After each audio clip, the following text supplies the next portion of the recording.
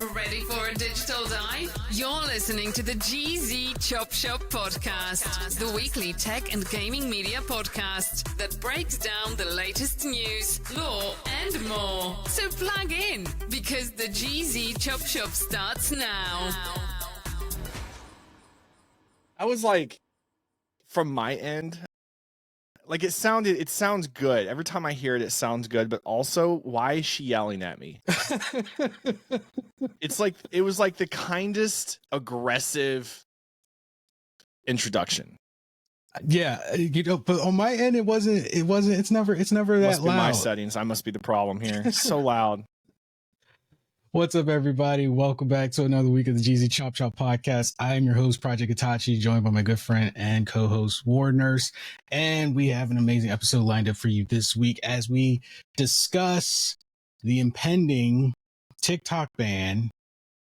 And we're also going to discuss the advancements of VR, Sony's VR, where it seems to be in a little stale spot, and what they could possibly do to help improve its sales and some of the things that they are looking at. So without further ado, let's just jump into it. Let's just discuss the elephant in the room. TikTok is in some hot water for those who don't know, which I think at this point, if you're on social media, everybody knows. It's like, there's no way people don't know, unless you've been living under a rock. The U.S. government wants to ban TikTok here in the United States. They deem it a security risk, a threat to national security. Basically, they feel that at any given moment, the company that owns TikTok could sell its users' data to the Chinese government. If the Chinese government came to them and said, we want the American data, the American government has no say or any legal court recourse they could take to prevent that. So they see it as a national security issue, and therefore they want to ban it. But the proposal that they have pitched to TikTok is, hey, sell it, and then we won't ban it. Basically saying, sell it to us, and then we won't ban it. And I will admit, I get the national security aspect. I 100% get that. And I don't disagree that it is a logical concern, but let's not pretend that that's the real reason. In my personal opinion, that is my personal opinion. It's a good argument to get people on your side. That's the whole thing. That's like when you're in a debate team, that's the first thing they teach you. Make your argument so sound that everyone agrees with you. That's how debates are won. I think they'd have a better argument if our government had ever done anything on our end for us and our rights and our privacy and our data and information, and to protect us against our own social medias. Yeah, I think the case would make more grounds with the American people, and people would be more willing to get behind it. But when you're doing nothing to protect people from social media in your own country, and then you're crying foul on someone else, when the very owner and the business itself isn't even technically Chinese owned to begin with, which is a whole other thing. Like what are you getting at? I don't understand it. and it's not even like we're saints ourselves, because let's not forget that Facebook had their big leak with like millions of their user base and data didn't they leaked. just get like a slap on the wrist? Yeah, they wound up It was just just like a paying big-ass like fine. over $700 million fine. Millions, multi-billion dollar, tens of billions of dollar company. They got a $700 million fine. That sounds about right. That's like me getting a parking ticket. And earlier this year, and this is from CNN.com, earlier this year, it came to light that the U.S. government agency itself routinely buys the sensitive digital data of Americans from the largely unregulated data broker market, data that would otherwise require a warrant to obtain. So they play dirty as well, yet they're focused on TikTok, which, this is why I say it's a sound argument, because it's not wrong what they're saying, but it's also not the point. They're just using that as the grounds for their argument, and why we do ultimately the same thing with our same companies. Yeah. So Darren Soto basically said TikTok needs to be an American company with American values. Because we know what happens when American companies with American values own and or purchase a bunch of other businesses to put under their umbrella, right? Let's look at Microsoft and everything that they've destroyed that they fucking purchased. No, and that's just one big example. Yeah.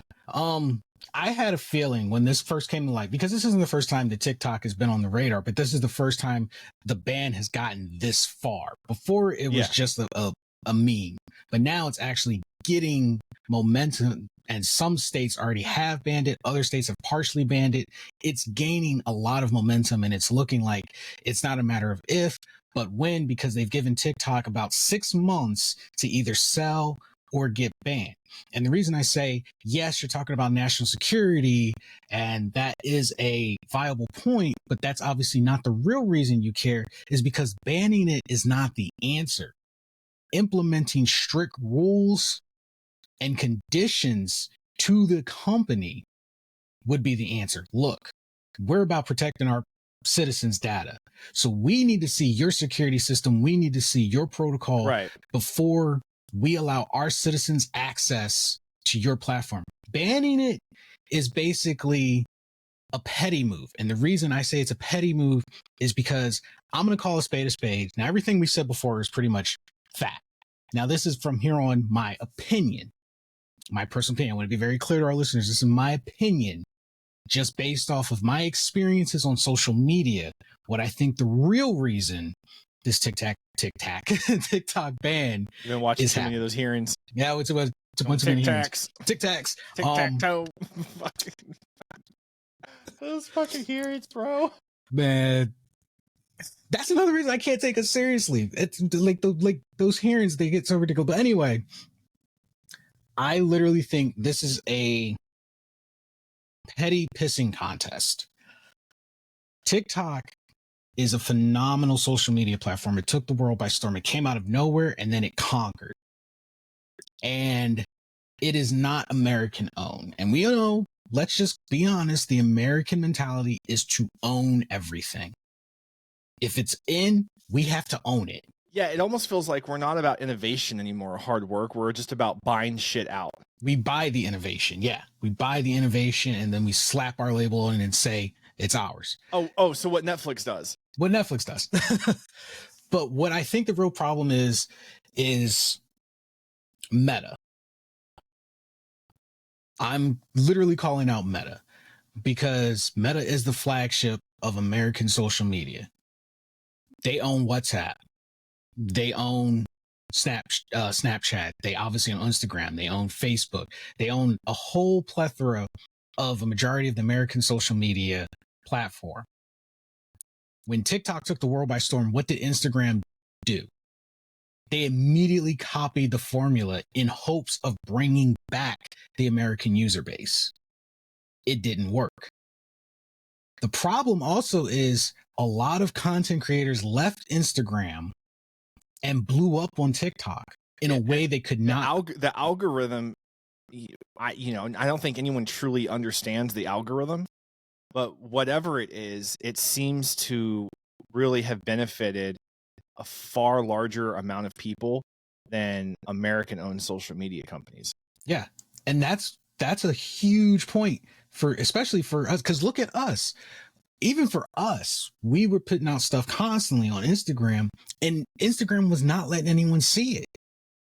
Unless we had a big bank account and willing to pay for promotion, our stuff went nowhere. We were actually thinking, man, maybe people don't like our stuff. But that wasn't it, because we would put the same content out on TikTok and we would hit hundreds, if not thousands of views. And look at our user base. The numbers don't lie. We have double the amount on TikTok than we do on Instagram. Right. And a lot of influencers have millions on TikTok compared to thousands on Instagram. The Instagram algorithm does not favor budding or small creators. It is designed to cater to a very specific. Did we get out capitalism? Yeah. Is that what happened? Did another outside company, non-American, out capitalism us? Mm-hmm. Because it kind of seems that's what happened. And what's happened? It looks like our government took that personally. And they did. They 100% took it personally because they are watching the numbers on their platform dwindle. Instagram is built for keeping you on that platform, 100% built to keep you on that platform. The purpose is defeated if you're like, okay, I'm sick of Instagram. Now I'm on TikTok, and you spend twice as much time on TikTok as compared to Instagram. Yep. They're not making money off of that. That's why they want them to sell, because there's no way for the American government or any company to make money off of TikTok the way they could with Instagram. Yeah, and look at what Facebook is now. Facebook is hot garbage, dude. Like, nobody goes to Facebook anymore to have fun or make content. The only types of people you're going to find on Facebook are like old, angry, pissed off, mostly Republicans somehow, like just upset people. So ultimately, that's what I really think it comes down to. It's a very, like I said, it's a very valid concern of national security, but that's every social media platform. That's every single one.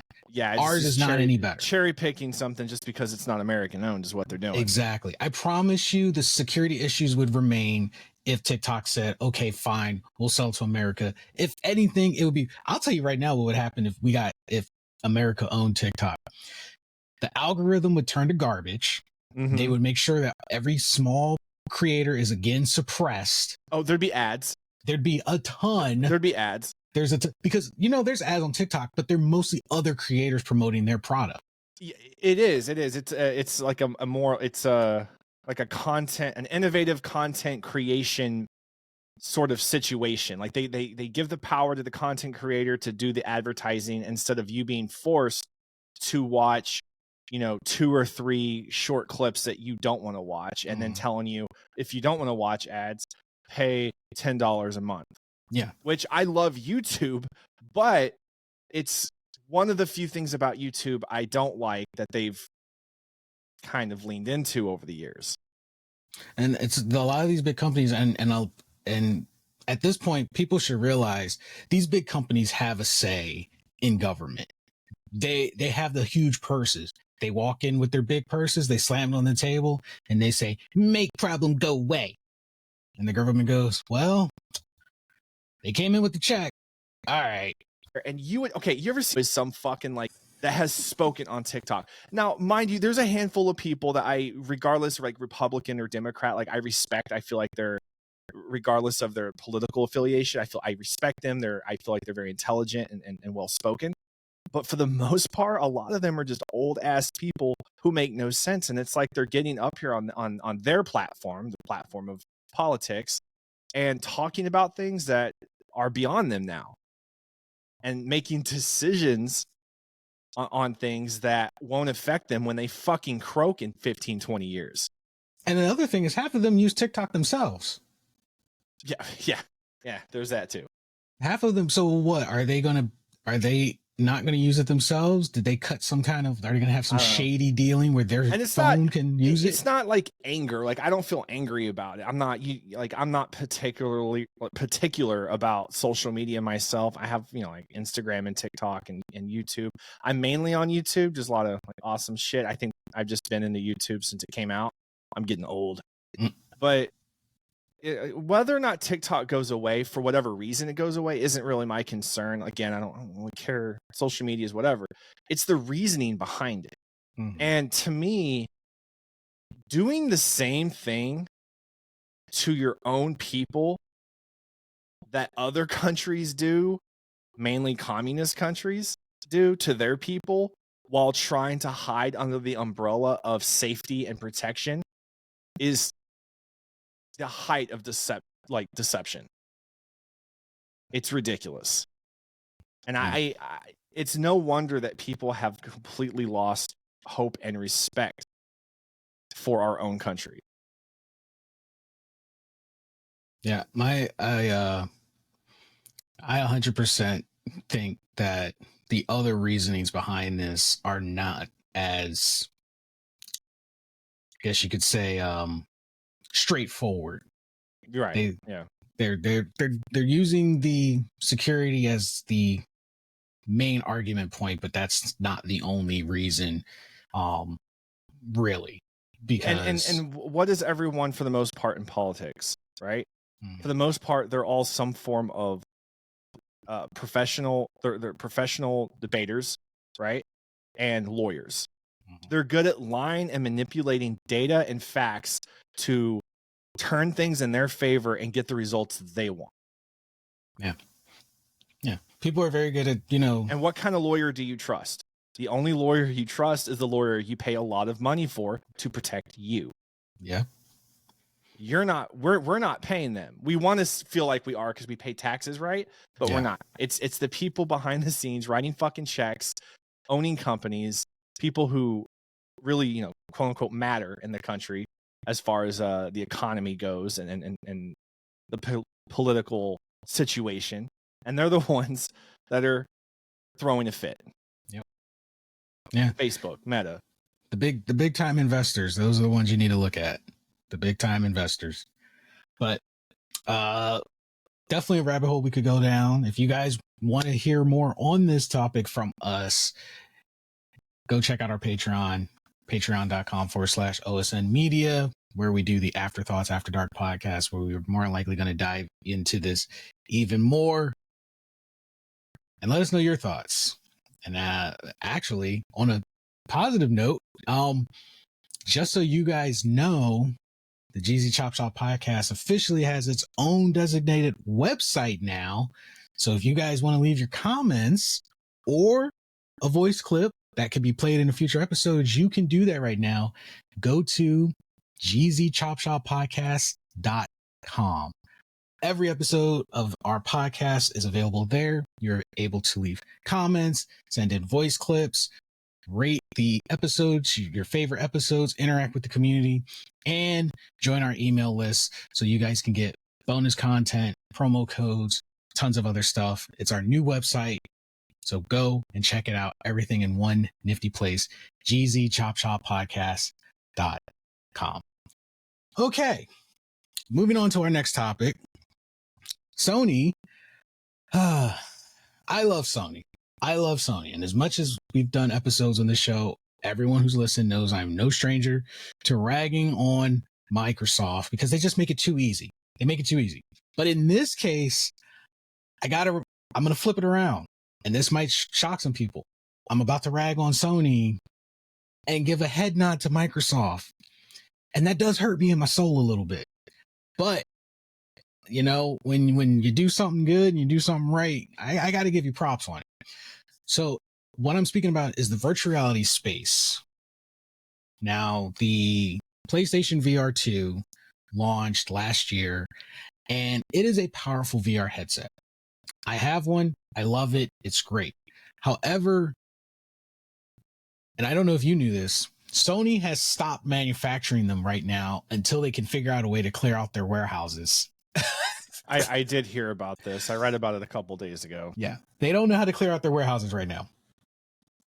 And did they make too many? Or are they having a hard time selling them? They're having a hard time selling how much they are and maybe the economy, because they are pricey. They're very pricey. It's $549, and the MetaQuest 3 just dropped for, I want to say, almost $100 less, maybe $50 less.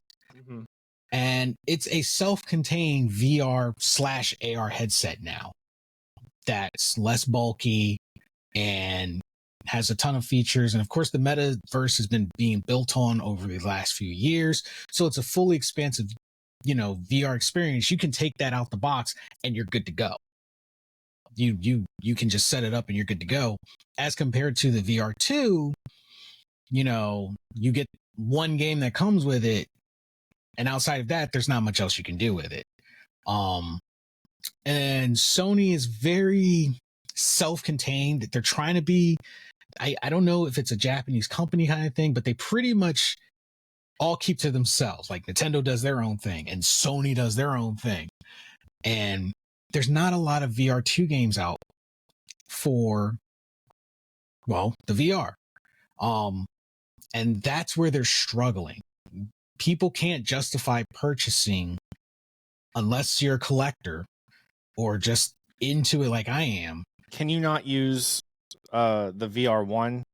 Like the games for the VR1? Unless you buy the adapter. You have to buy a specific adapter in order to play the VR1 games on the VR2, which means more money spent. And it's not an expensive part. I think it's like $20 at most, but that's already $20 extra on top of the $550 you spent, on top of the $500 you spent on the console. So we're looking at enough to buy a gaming PC at this point. Right. So a lot of people are like, okay, cool. It's one of the most powerful VR systems out there right now, but the MetaQuest 3 is wireless. The VR2 still has the realism of like the wireless with the Meta. How good is it compared to the cable usage? Because like I know with high power tech, cable tends to just work better and more fluently and get better results. So what is the MetaQuest doing? Like how's the quality of it through Wi-Fi? I will say, which and here's a fun fact. If you're working on a budget, you don't have to jump out and buy a MetaQuest 3. If you have the Quest 2, the updates do apply to the Quest 2. I actually just booted up my Quest 2 this past weekend. I did all the updates and they've added Steam Link, which kudos to you, Steam, for finally implementing that. Because I will tell you, setting up the virtual desktop to use my system wirelessly or connected to my computer to play my VR games was such a pain in the butt. But now I can play my VR PC games completely wireless. I actually tested it out. I went downstairs. I had my computer on. I went downstairs and I started playing Half-Life Alyx on my Quest 2. And the wireless connection was solid. I didn't have any lag. I didn't have any stutter. It felt like just as good as when I was plugged directly into my computer. So with a decent enough distance, like not too far, I think the Quest, and I'm assuming even with the Quest 3, it's even better. The wireless connectivity for streaming your PC games VR was flawless for me. Now, you do need a good router. I have a very specific router. I have a very specific gaming router that I bought. Netgear? Yes. Yeah, Netgear's the way to go, people. Netgear. So my router is built for this. Just want to be clear on that. If you're using your internet provider's stock router, you're probably going to have a completely different experience. I don't want you guys coming back saying, the GZ Chop Shop podcast lied to me. I have a very specific router for gaming, which has probably helped make it work. But my experience with the Quest 2 was fine, flawless, perfect, beautiful. You ever notice that Netgear reminds me of something like that would be in the world of like a Bionicle. Those like robotics and stuff. It just, I don't know, it just looks like something that would be out of that world. As for the VR2, I feel the overall quality in game, it looks far superior. The Quest games, they have a little bit of fuzz to them, where the VR2, it's crisp, it's sharp, it's immersive. It's visually stunning. I remember playing because I've messed with the VR. I don't know if it was the VR 1 or 2. But I played Resident Evil, I think it was 8 on it. And it was pretty badass. It was pretty realistic. So my only suggestion would be to the Sony, because they're looking at making the headset usable on PC to make it appeal to PC gamers. A lot of people do like the controller that they have it, so it is a better controller for VR. I personally do like the controller because of the haptic feedback, and it just feels better in the hand than the Quest controller. I would say they should look into opening their doors to allow some of the PC VR games to port over to the Sony store. That would be a mutually beneficial move for them. Make the headset interchangeable to be used on PC, allow the PC games to be ported over to the Sony ecosystem, and then you would make those sales. Because not only can people get a powerful headset that doesn't demand extra accessories, but the game library is now interchangeable.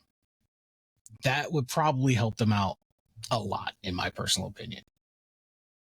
So, but you guys let me know what you think. Do you have a Sony VR2 headset? Do you use it? Are you part of the VR ecosystem? What are some of your favorite VR games? We would love to hear from you guys. And maybe we can actually hit you guys up in the metaverse. I don't actually explore the metaverse that much, but I'm thinking about diving into it to see what the big hoopla is about it, as they've been making expansions, which, by the way, my kudos to Microsoft on adding Xbox Cloud Gaming to the VR headset. I gotta say, that's a big power play, being able to grab your controller, put on your Quest, and play your Xbox Game Pass games. So that actually is pretty badass. That's a pretty badass move. Now, if you have Steam Link, it's kind of redundant, but if you just use Xbox, then it's really good, really convenient. So I say that's pretty awesome. And Sony, I would say maybe add remote play so people who are on a budget could access some of your games. I don't know, but that would be my suggestion. I guess they wouldn't do that because they have their own VR headset. But I just say, make the games interchangeable, port over to PC games, and make sure to let the headset be used on PC. And I think they would sell their backlog easily. But anyway, that's all the time we've got for this episode. Don't forget, guys, make sure to check out our new website, gzchopshoppodcast.com, for all of our latest episodes. Also, check out our YouTube channel. Link will be in the website. And see, at the end of the episode, I can never talk. Visit our store, osmmediashop.com, for your exclusive podcast merch, gift ideas, and more. Anyway, we're out of here. You guys have been amazing. Take care of yourself and each other, and we'll catch all you wonderful people on the next podcast.